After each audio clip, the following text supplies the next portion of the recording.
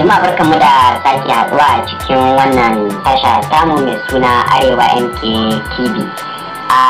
Yau za mu kawo muku bayani ne akan hanyoyin da za ku bi wurin yin verification da aka buɗe na Npower. Kar ku manta wata 10 da suka wuce akwai batch C da aka fitar kuma aka cika, wanda shine takardar jira. To a yau dai a yanzu dai sun fitar da wani sabon website wanda ta shi ne za ka bi ka danna shi ka yi cike-cike ba don komai ba don tantance ainihin bayanan naka. Da haka yau za mu muku bayani akan yadda za ku bi washi wannan website din nasu. Da farko dai ga website din yake kamar yadda kuke gani ga shi nan, sannan kuma ga wanda baya iya ɗaukar shi ta wannan yana iya zuwa can kasan description in wannan YouTube din za mu saki link din kurin sai ka danna zai kai ka direct wurin inda za ka fara cikinta. So da farko dai idan ka danna shi wannan link din zai kai ka wurin da za a ga an rubuta forgot password.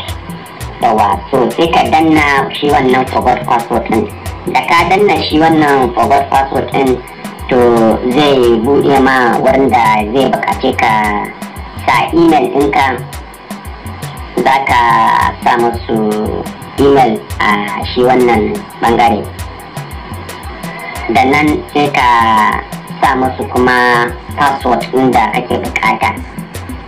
Ba da ka yi wannan sai ka fito gaba ɗaya kuran sai ka koma ga email ɗinka domin za su tura ma wani sako ta email. Sai ka koma ta email ɗinka can ainihin email naka sai ka shiga, za a ga sakon da suka tura ma.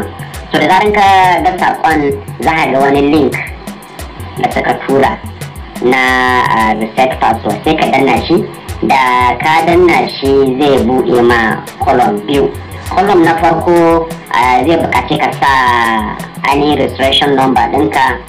Ita wannan registration number ce wadda lokacin da ka cika Npower daga ƙarshe inda ake sa successful za a ga an baka wasu lambobi, kowa tashi number daban, to ita ce ake bukata a nan wurin yanzu za ka sa. So da ka sa ta a column na farko za ka zo ka ƙara maimaita wannan number a column ta biyu. Da zaran ka yi wannan sai ka yi sending, sai ka fito daga ainihin email ɗinka sai ka dawo ga website ɗin farko da ka fara shiga. So da ka shige shi wannan website ɗin na farko zai buɗe ma zai buƙaci ka sa email address ɗinka da kuma password ɗinka. Wa'annan abubuwa guda biyu, email address da password, su ne password ɗin da ka yi amfani da shi da email ɗin da ka yi amfani wurin canja wannan tun farko lokacin da aka shige shi ya ce ma forget password. Wa'annan da ka sa su ne za ka ƙara maimaitawa nan wurin.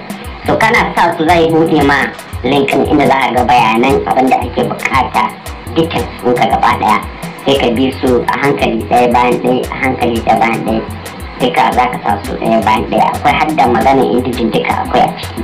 So da haka ku bi shi a hankali wanda tsoron cikawa. Gaskiya akwai ɗan matsalar network haka suka kasancewa za ga akwai mutane da yawa da suke kokarin su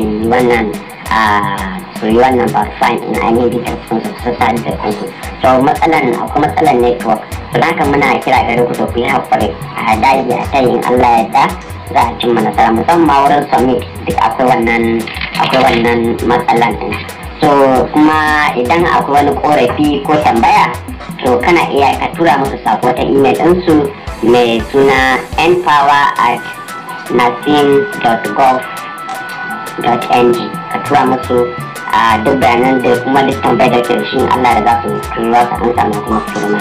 Da fatan Allah ya taimake mu kuma Allah ya ba mu nasara. Kar ku manta ku danna mana subscribe tare da alamar kararrawa domin ku kasance tare da mu a kowane lokaci.